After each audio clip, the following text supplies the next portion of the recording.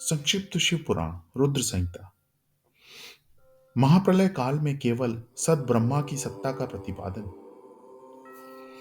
उस निर्गुण निराकार ब्रह्म से ईश्वर मूर्ति सदाशिव का प्राकट्य, सदाशिव द्वारा स्वरूप भूता शक्ति अंबिका का प्रकटीकरण, उन दोनों के द्वारा उत्तम क्षेत्र काशी का प्रादुर्भाव, शिव के वामांग से परम पुरुष विष्णु का आविर्भाव तथा उनके सकाश से प्राकृत तत्वों की क्रमशः उत्पत्ति का वर्णन। ब्रह्मा जी ने कहा, ब्राह्मण देव शिरोमणि, तुम सदा समस्त जगत के उपकारों में ही लगे रहते हो।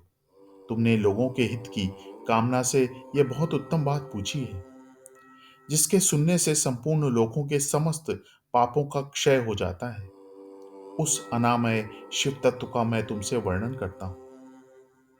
शिव तत्व का स्वरूप बड़ा ही उत्कृष्ट है, अद्भुत है। जिस समय समस्त चराचर जगत नष्ट हो गया था, सर्वत्र केवल अंधकार ही अंधकार था।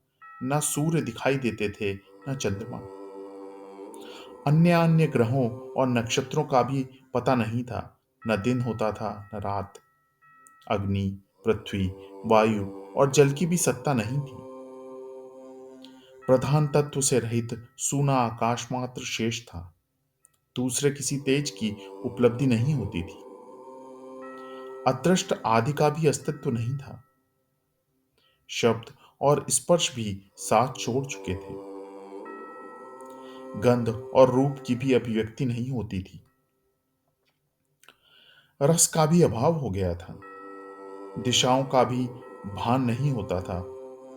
इस प्रकार सब और निरंतर सूची भेद्य घोर अंधकार फैला हुआ था। उस समय तत्सत ब्रह्म, इन श्रुतियों में जो सत्य सुना जाता है, एकमात्र वही शेष था।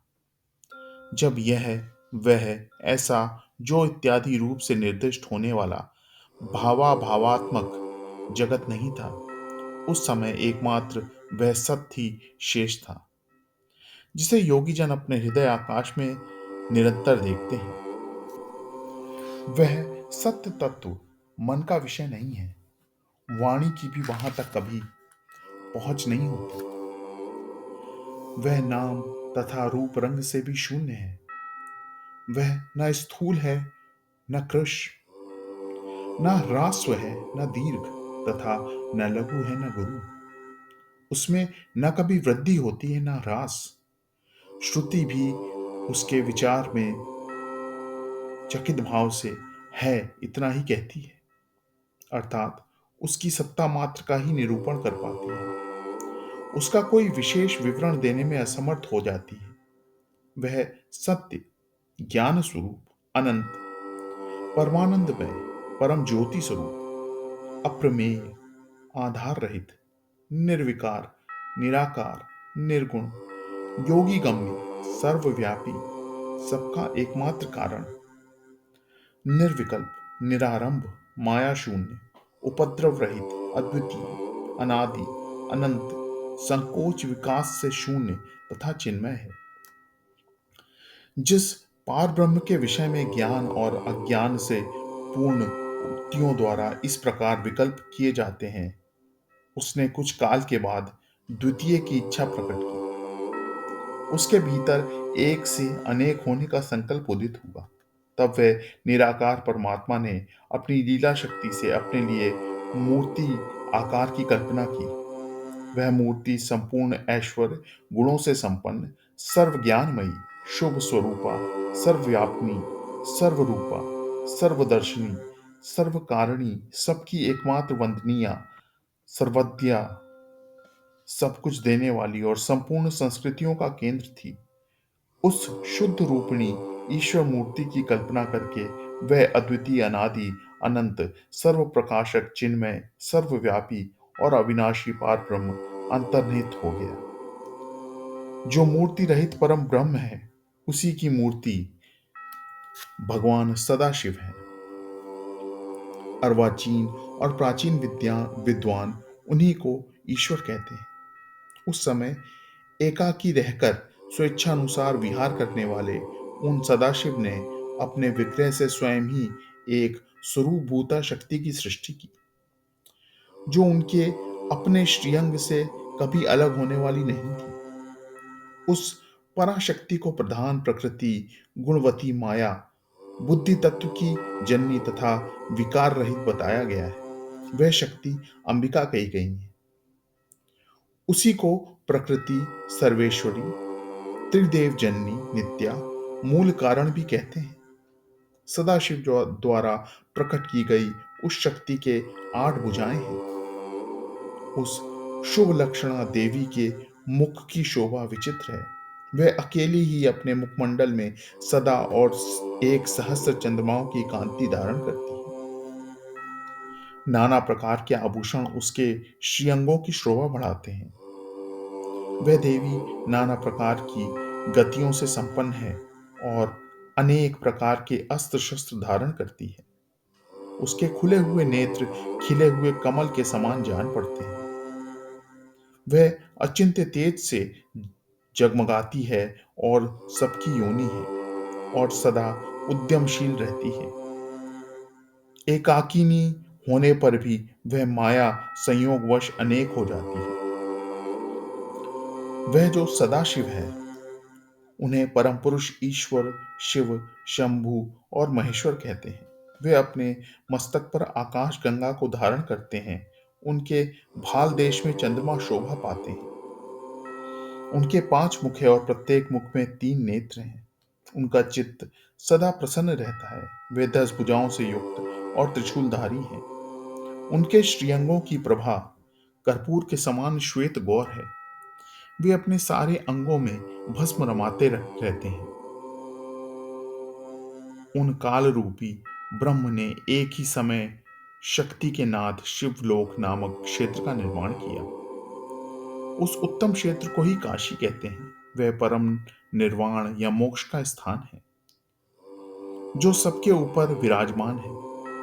वे प्रियतम रूप, शक्ति और शिव, जो परमानंद स्वरूप हैं, उस मनोरम क्षेत्र में नित्य निवास करते हैं। काशीपुरी परमानंद रूपिणी है। मुने, शिव और शिवा ने प्रलय काल में भी कभी उस क्षेत्र को अपने सानिध्य से मुक्त नहीं किया। इसलिए विद्वान पुरुष उसे अविमुक्त क्षेत्र के नाम से भी जानते हैं। वह क्षेत्र आनंद का हेतु है, इसलिए पिनाकाधारी शिव ने उसका नाम आनंदवन रखा। उसके बाद वह अविमुक्त के नाम से भी प्रसिद्ध हुआ। देवर्षि उस समय उस आनंद वन में रमण करते हुए शिवा और शिव के मन में यह इच्छा हुई कि किसी दूसरे पुरुष की भी सृष्टि करनी चाहिए, जिस पर वह सृष्टि संचालन का महान भार रखकर हम दोनों केवल काशी में रहकर इच्छा अनुसार विचरें और निर्वाण धारण करें। वही पुरुष हमारे अनुग्रह से सदा सबकी सृष्टि करे, पालन करे और वही अंत में सबका संहार भी करे। यह चित्त एक समुद्र के समान है। इसमें चिंता की उत्ताल तरंगे उठ उठकर इसे चंचल बनाए रहती हैं। इसमें सत्व गुण रूपी रत्न, तमोगुण रूपी ग्रहाय और रजोगुण रूपी मूंगे भरे हुए हैं। इस विशाल चित्त समुद्र को संकुचित करके हम दोनों उस पुरुष के प्रसाद से आनंद कानन काशी में सुखपूर्वक निवास करें। वह आनंदवन वह स्थान है जहाँ हमारी मनोवृत्ति सब ओर से सिमट कर इसी में लगी हुई है तथा जिसके बाहर का जगत चिंता से आतुर प्रतीत होता है। ऐसा निश्चय करके शक्ति सहित सर्वव्यापी परमेश्वर शिव ने अपने वाम भाग के 10वें अंग पर अमृत मल दिया। फिर तो वहां से एक पुरुष प्रकट हुआ जो तीनों लोकों में सबसे अधिक सुंदर था। वह शांत था। उसमें सत्व गुण की अधिकता थी तथा वह गंभीरता का अथाह सागर था। मुने, क्षमा नाम के गुण से युक्त उस पुरुष के लिए ढूंढने पर भी कहीं कोई उपमा नहीं मिलती। उसकी कांति इंद्रनील मणि के समान श्याम थी। उसके अंग अंग से दिव्य शोभा छिटक रही थी और नेत्र प्रफुल्लित कमल के समान शोभा पा रहे थे। श्रीअंगों पर स्वर्ण की सी कांति वाले 2 सुंदर रेशमी पीतांबर शोभा दे रहे थे। किसी से भी पराजित न होने वाला वह वीर पुरुष अपने प्रचंड भुजदंड से सुशोभित हो रहा था। तदंतर उस पुरुष ने परमेश्वर शिव को प्रणाम करके कहा, स्वामिन, मेरा नाम निश्चित कीजिए और काम बताइए। उस पुरुष की यह बात सुनकर महेश्वर भगवान शंकर हंसते हुए मेघ के समान गंभीर वाणी में उससे बोले। शिव ने कहा, वत्स, व्यापक होने के कारण तुम्हारा विष्णु नाम विख्यात हुआ। इसके सिवा और भी बहुत से नाम होंगे जो भक्तों को सुख देने वाले होंगे। तुम सुस्थिर उत्तम तप करो, क्योंकि वही समस्त कार्यों का साधन है। ऐसा कहकर भगवान शिव ने श्वास मार्ग से श्री विष्णु को वेदों का ज्ञान प्रदान किया। तदंतर अपनी महिमा से कभी च्युत न होने वाले श्री हरि भगवान शिव को प्रणाम करके बड़ी भारी तपस्या करने लगे और शक्ति सहित परमेश्वर शिव भी पार्षद गणों के साथ वहां से अदृश्य हो गए। भगवान विष्णु ने सुदीर्घ काल तक बड़ी कठोर तपस्या की और तपस्या के परिश्रम से युक्त भगवान विष्णु के अंगों से नाना प्रकार की जलधाराएं निकलने लगी। यह सब भगवान शिव की माया से ही संभव हुआ। महामुने, उस जल में सारा सूना आकाश व्याप्त हो गया। वह ब्रह्मरूप जल अपने स्पर्श मात्र से सब पापों का नाश करने वाला सिद्ध हुआ। उस समय थके हुए परम पुरुष विष्णु ने स्वयं उस जल में शयन किया। वे दीर्घ काल तक बड़ी प्रसन्नता के साथ उसमें रहे। नार अर्थात जल में शयन करने के कारण उनका नाम नारायण, यह श्रुति सम्मत नाम प्रसिद्ध हुआ। उस समय उन परम पुरुष नारायण के सिवा दूसरी कोई प्राकृतिक वस्तु नहीं थी। उसके बाद ही उन महात्मा नारायण देव से यथा समय सभी तत्व प्रकट हुए। महामते विद्वान, मैं उन तत्वों की उत्पत्ति का प्रकार बता रहा हूं, सुनो। प्रकृति से महतत्व प्रकट हुआ और महतत्व से 3 गुण।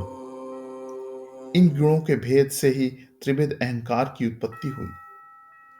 अहंकार से 5 तन्मात्राएं हुई और उन तन्मात्राओं से 5 भूत प्रकट हुए। उसी समय ज्ञानेंद्रियों और कर्मेंद्रियों का भी प्रादुर्भाव हुआ। मुनि श्रेष्ठ, इस प्रकार मैंने तुम्हें तत्वों की संख्या बताई। इनमें से पुरुष को छोड़कर शेष सारे तत्व प्रकृति से प्रकट हुए, इसलिए सब के सब जड़ हैं। तत्वों की संख्या 24 है। उस समय एकाकार हुए 24 तत्वों को ग्रहण करके वे परम पुरुष नारायण भगवान शिव की इच्छा से ब्रह्म स्वरूप जल में सो गए।